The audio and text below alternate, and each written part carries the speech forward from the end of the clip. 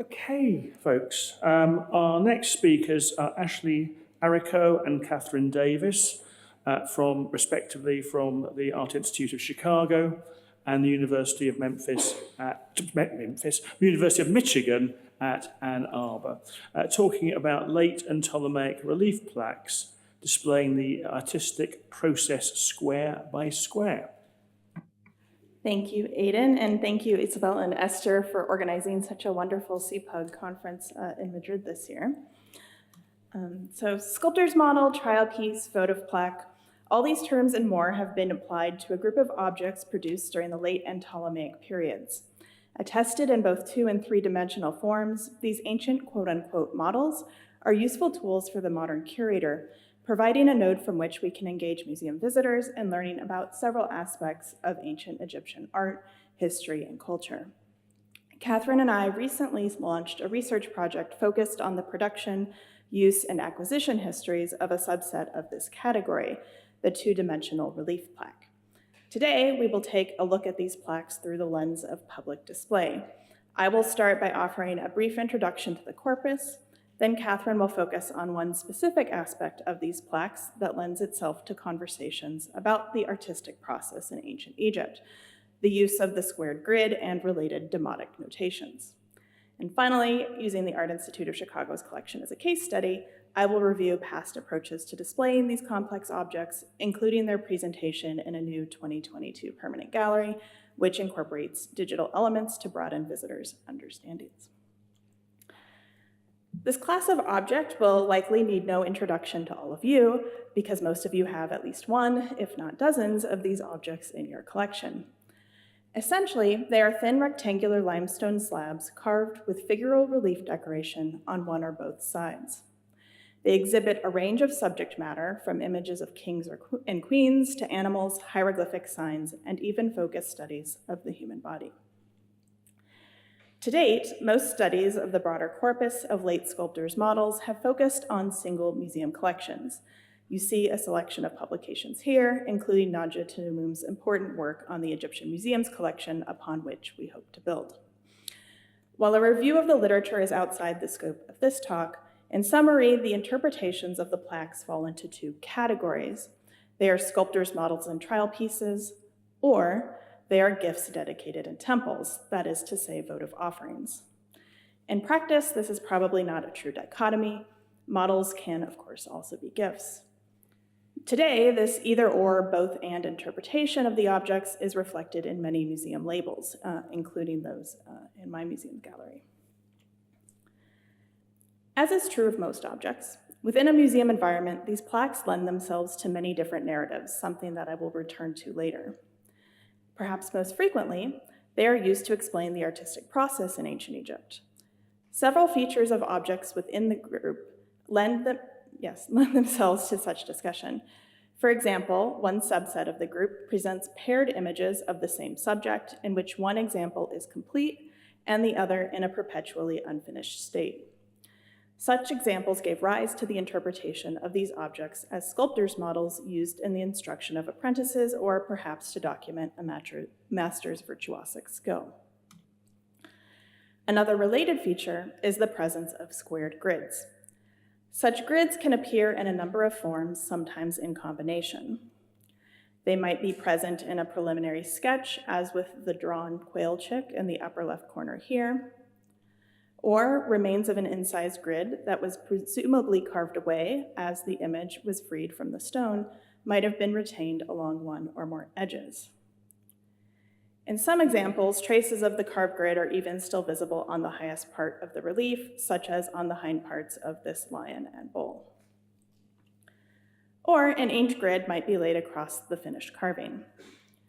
Such inked guidelines and grids were presumably used in the process of image copying or transfer. So, to explore this complexity and the multiple interactions that artists and others might have had with these objects, I want to highlight 2 types of evidence from plaques that we in our project are investigating, and that also, as Ashley will talk about shortly, can be integrated into museum displays. The first is the relationship between the grid proportions on the models and the more widely attested grid known from full-size relief scenes. And the second is how demotic inscriptions on our plaques attest to multiple ways in which a text, and by extension, a literate individual, who may or may not be the artist, might interact with the model and even with the grid itself. Turning first to grids, as has long been known, Egyptian artists often used a squared grid as a guide for creating two-dimensional relief scenes.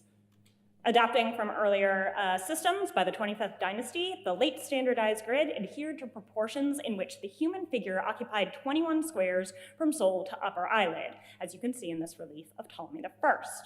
The system was in use through the Ptolemaic period and thus covers the same period that our plaques do.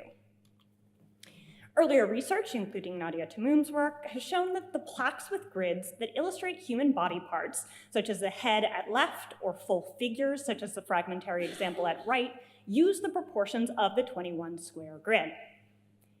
Yet, non-anthropomorphic models represent a sizable portion of our corpus, and their grid proportions often appear to use a different scale. The best evidence of this comes from model hieroglyphs that provide a zoomed-in look at select complicated signs, often birds. Just to give you a sense of how well represented these bird signs are, this is just a selection of our known quail chick plaques. Within this category of bird signs, we see, for example, that the quail chick and the owl occupy roughly 6 grid squares in width, while the slightly broader swallow and goose take up 8 grid squares in width. These widths are fairly standard across plaques, with some minor variations. The scale for plaque hieroglyphs differs from how hieroglyphs typically appear in larger scenes that are laid out on that 21 square grid. While inscriptions do vary somewhat in proportion to the rest of the scene, their size is typically quite a bit smaller than the main figures. And so in the Ptolemy I scene that I've already mentioned, the inscription occupies 2 squares about in width. There is even a 2 square wide saw goose in the phrase son of Isis at the top of this scene, giving us a direct comparison to our 8 square goose from the plaque. The model hieroglyphs, therefore, raise the question of how Egyptian artists understood the scale relationship.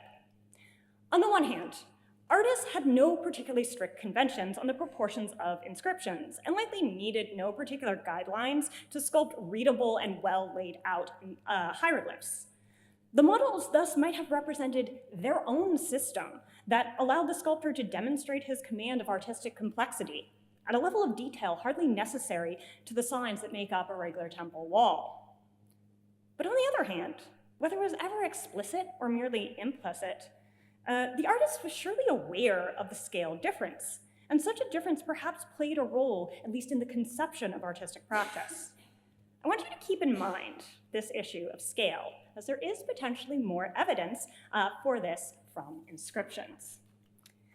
But before we get there, let's turn to demotic inscriptions more generally on these plaques and how they too can reveal aspects of artistic practice and reuse. A subset of sculptors' models do have inked or incised demotic text, a handful of examples of which have been published before, and a number of which have not. These fall into several categories. So first, the majority of known demotic inscriptions are secondary uses, and not directly related to the subject matter of the object or even the artistic process. Nonetheless, they can still testify to cycles of reuse. An example of this is the double-sided plaque from the Art Institute of Chicago. On one side, we've got 2 vultures and 2 owls, and on the other, a striding lion. The lion slide is more complicated.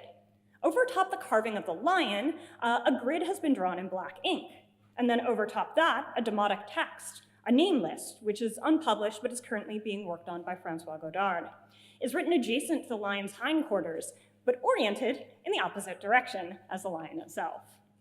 So 3 distinct stages are thus represented: the initial sculpting, the overlay of the grid, likely for transfer, and finally the writing of the list.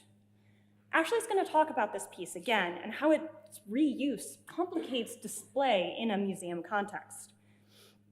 While this type of text doesn't speak to the plaque's function, after all, it's just a name list, it does suggest that plaques were an object in close proximity to literate individuals who might wish to jot down some notes on a convenient flat surface, like behind the hindquarters of that lion. These might have been the artists themselves, or perhaps more likely it may have been scribes, both of whom were closely tied to the temple at this time and perhaps worked in similar areas. Nonetheless, a closer relationship between inscription and artists can be found in other Demotic inscriptions. On a double-sided plaque from Turin with a quail chick and a swallow, we also found a Demotic inscription on one of its edges, which, to our knowledge, has not been published.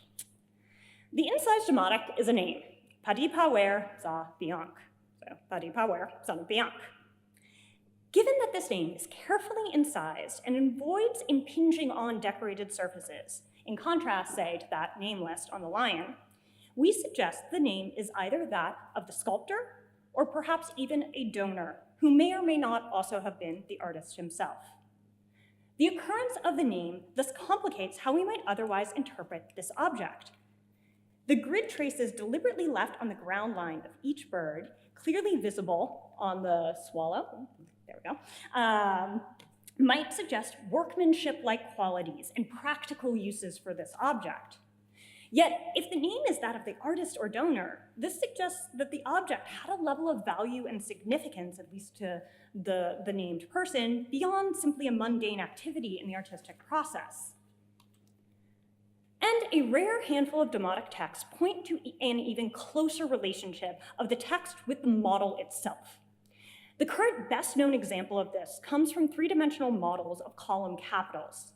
Two model columns, discussed by Yoshifumu Yasuoka with a reading of the Demotic by Joachim Kwok, each contain short Demotic notations of cardinal directions, so east for one and west and north for the other. The cardinal directions, which have earlier parallels in construction notes, clearly seem to relate to orientation, either of the models themselves or even a full-size counterpart. And now finally, we return to the issue of grids and scales. There is a very curious plaque at the Met that has some intriguing and as yet undiscussed Demotic notes. This plaque has the torso of a man on one side and two right feet on the other. On the foot side, ink doodles of what appear to be hieroglyphs, though now badly smudged, are in the upper right, and what appear to be carved doodles of potential hieroglyphs are in the bottom section near the lower foot. And on the upper foot itself are faint but readable traces of ink.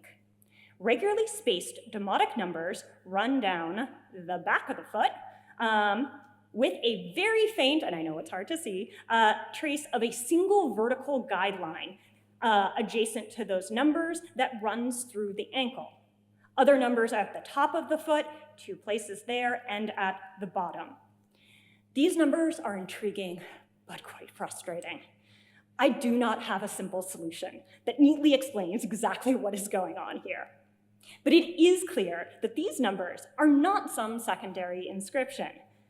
Their distribution over the foot makes it clear they relate to the foot itself. And how else can numbers relate to feet other than via size and proportion? So here is my current working theory. The vertical guideline that is now traced, oops, where did my mouse go? There we go, right there, is right where a vertical guideline would fall in the 21 square grid. Yet the foot is a detailed study in which a finer grid would be appropriate. Therefore, I suggest that the numbers reference two different grid scales. The 1/4, noted twice at the bottom, refers to the height and width of a full-size square being subdivided, as this hypothetical grid shows. And the 2s along the back of the foot perhaps refer to the width from the back of the foot to that one guideline, based on the subdivision, and perhaps also the 8 in the opposite direction. The 12 and 18, I'll be frank, are difficult to explain, but might potentially relate to horizontal guidelines on a hypothetical full human figure. This is a tentative theory.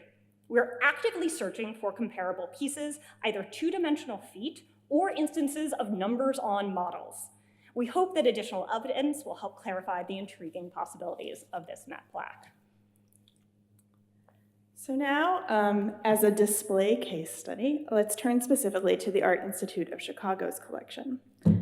The 7 objects on the screen have at some point been classified as sculptor's model.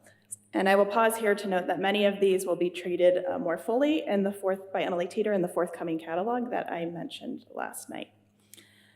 They represent a range of subject matter attested on such objects: images of royals and gods, like the queen goddess in the upper left, depictions of animals, who of course might also be gods, and hieroglyphic signs, like the charming quail chick. The plaque on the right is the only one that has carved relief decoration on both sides, a feature that complicates its presentation in a gallery. Which side do you choose?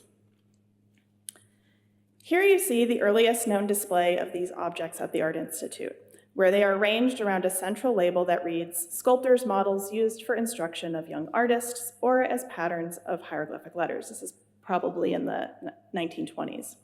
So, not surprisingly for an art museum, the organizing theme here was artistic practice.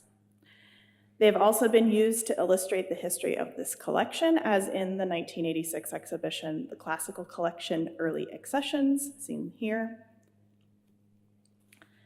The plaques placed within the Egyptian gallery that opened in the mid-1990s was determined by their place in chronology. Here, we move from the Third Intermediate period on the left side of the image through the Roman period on the right. The plaques, displayed on a board in a somewhat grid-like pattern, hang over late period sculptures. Which brings us to the present day. As some of you may remember from my presentation in Prague, the Art Institute inaugurated a new gallery of the arts of ancient Egypt in February 2022, returning the collection to public view after a decade in storage. On the right, you see a plan view of the narrow gallery, which, as you may be able to guess, presented a number of problems for design. In short, this space has multiple entry points and is a major thoroughfare for art transport, which meant that nothing could be displayed in the middle of the room. And when a lot of your collection is three-dimensional, being restricted to a wall is not really ideal. We overcame this by creating bespoke casework for the space that alternates between small wall cases and large standing cases that diminish in depth as you move away from the center of the room. And you can get a sense of what that feels like in the space here. Today, our focus is going to be on the case at the south end of the gallery that's highlighted here in the plan and also visible on the right side of the photograph here. The general organization of the gallery is thematic, with each large case focusing on a theme, such as personal beauty, and the smaller cases to either side in some way expanding upon or complementing that theme. This end of the gallery is dedicated to the topic of artists and artistic practice in ancient Egypt. In the small case at the left, you see a fragmentary stela of Neferhotep, who was a foreman at Deir el-Medina, and on the right, an ostracon with a sketch of a king.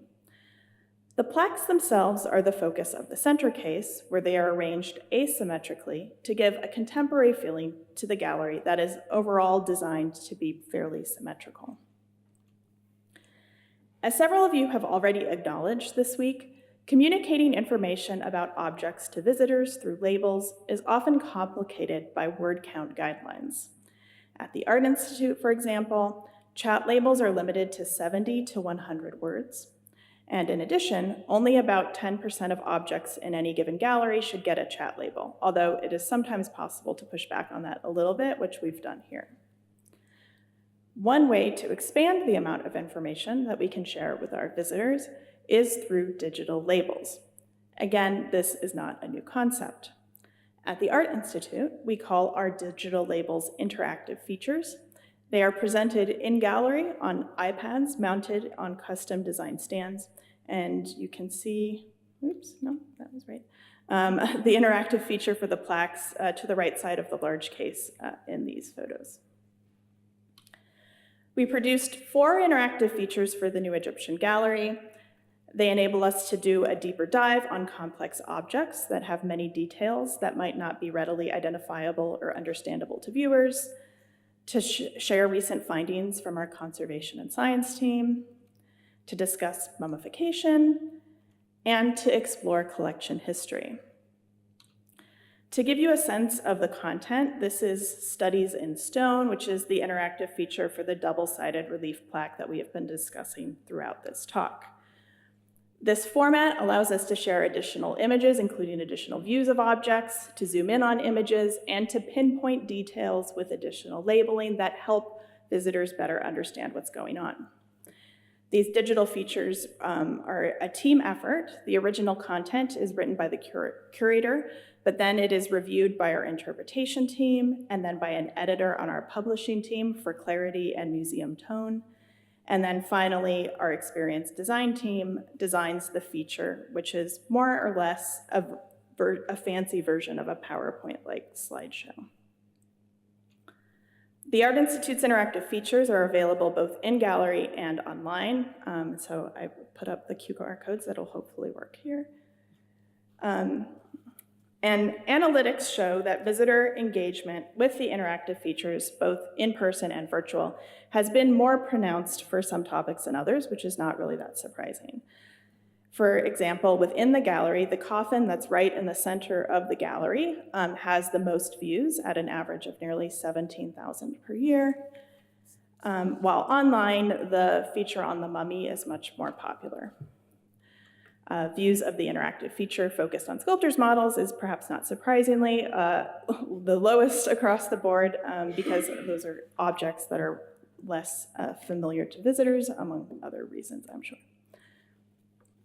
So I hope that our brief presentation this afternoon has given you a general sense of the types of questions that Katherine and I are investigating as part of our broader research project. We hope this dual micro-macro approach will enable us to gain a more nuanced understanding of the late and Ptolemaic period sculptor's model.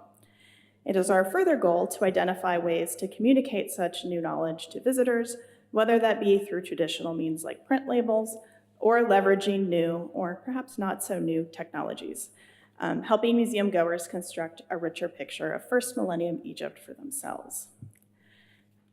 And if we haven't already, we hope to come visit you and your sculptors' models soon. So thank you very much.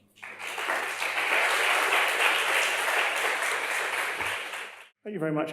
Before I open the floor for questions, what is the earliest one of that corpus you've got there? Because the earliest I'm aware of is sort of late 22nd dynasty in the broader scheme of things.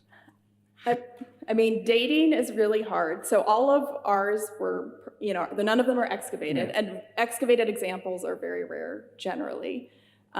We have the one, it wasn't one of these models that we talked about. We have the one granodiorite one, which I think is probably a little earlier than the others. But yeah, I think most of these ones are Ptolemaic, although I'm open to suggestions. We're still working on it.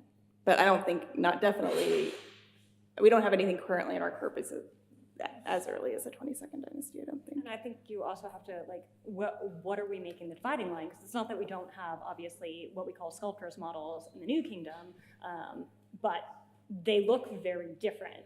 There is a profound difference in what we are seeing. So, but where do you truly draw that line? Oh, I know. It was an impossible question to answer. I just thought I'd throw it in.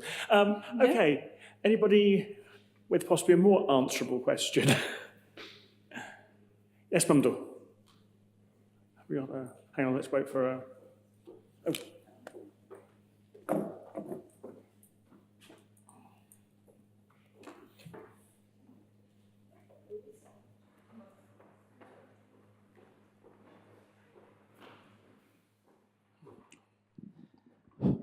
First of all, thank you for this great presentation.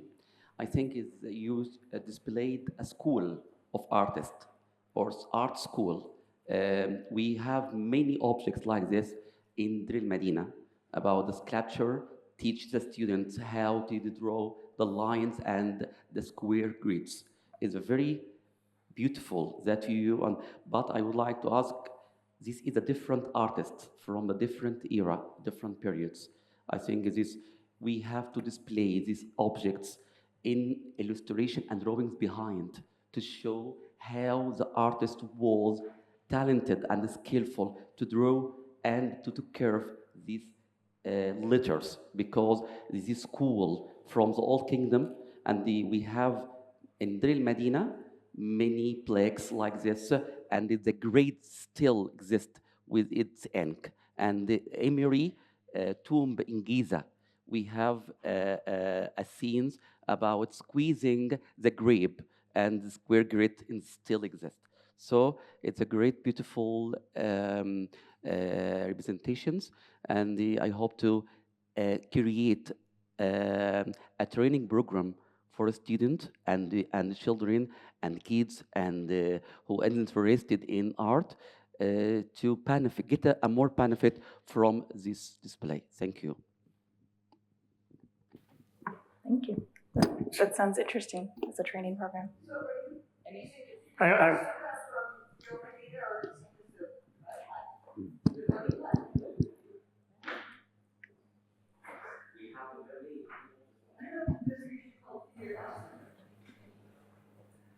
I'm just curious, so you're suggesting the figured ostraca from Darul Medina are part of the same group?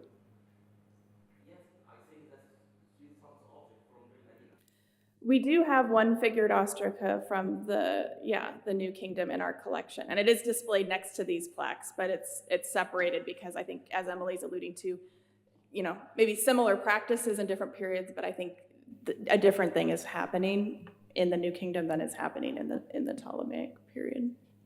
Yeah, and I think sort of one of our approaches to this is that we do have to consider that there are fundamentally different social and institutional aspects at play in what we are seeing, for example, in absolutely the role of artists and scribes in Darul Medina, the aspects of education and training that is happening then, and the profoundly different political and social and institutional environment of the first millennium BC, which is undoubtedly one of the reasons why some of these look very different. And I think sort of in the background also of what we are thinking about is the role in which when we talk about this, and this is, I think, a problem for a lot of things when we talk about, are we talking about the work of a student or are we talking about the work of the master?